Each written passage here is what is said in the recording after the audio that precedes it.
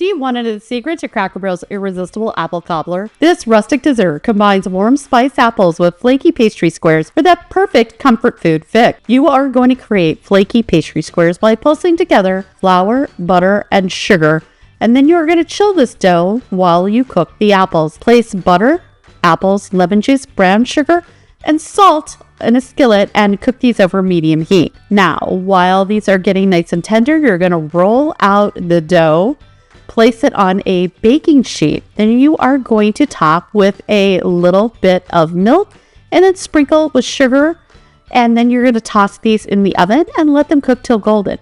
Finally, you are going to add in the spices to the apples and then simply dish these up, add a few pastry squares, and then drizzle with a little bit of caramel sauce if you like. This is simple, rustic, and absolutely irresistible. Save this recipe for your next family gathering. Love Copycat recipes? Follow for more.